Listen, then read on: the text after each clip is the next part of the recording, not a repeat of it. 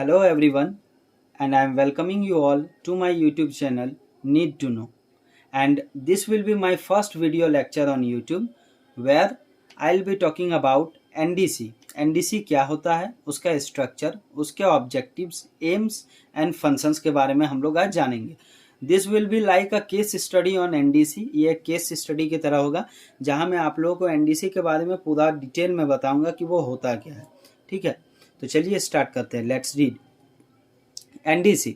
सबसे पहले एनडीसी होता क्या है. एनडीसी का फुल फॉर्म होता है नेशनल डेवलपमेंट काउंसिल. और एनडीसी जो है वो इस्टेब्लिश किया गया था 6 अगस्त 1952 में. For what? The main aim is to take decisions on development.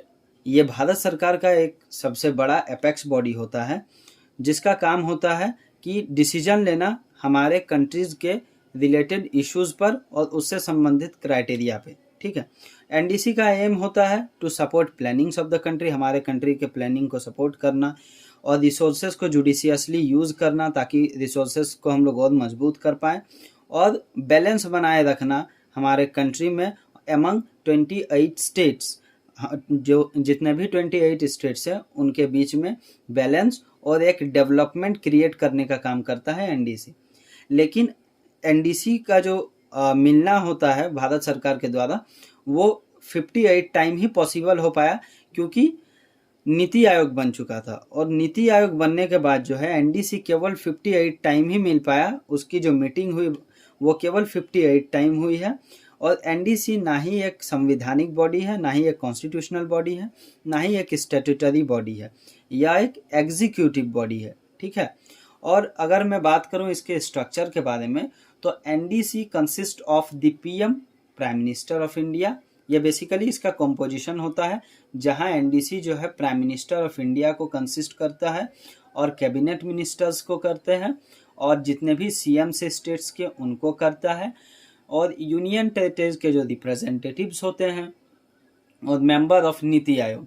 यह जो कुछ 4-5 ये है इम्पोर्टेंट जो पॉइंट्स है, ये जो है कंसिस्ट होते हैं किसमें, एनडीसी के अंतर्गत. और एनडीसी का जो एक और जो इम्पोर्टेंट टॉपिक है वो है ऑब्जेक्टिव्स और अनदर वन इज फंक्शन. तो हम लोग पहले ऑब्जेक्टिव्स के बारे में जानते हैं.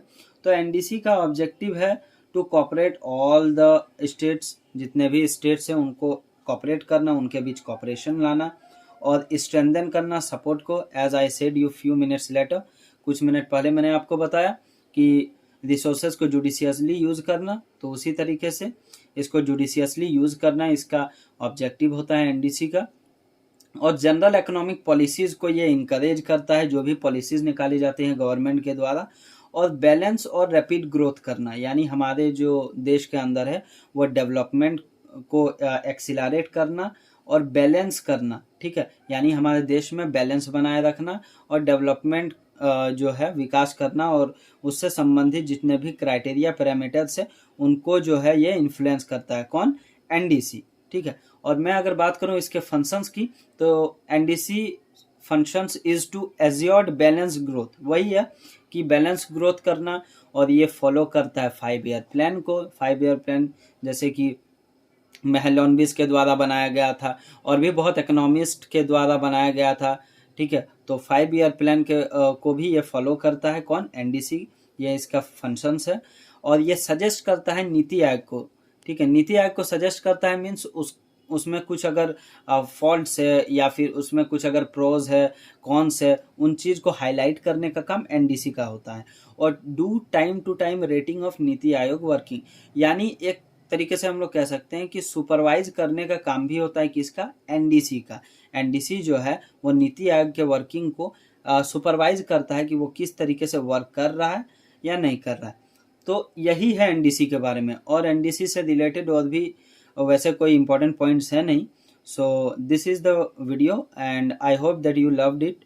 And if any query related to any specific topic that I told you in this video lecture specifically, so you can comment down.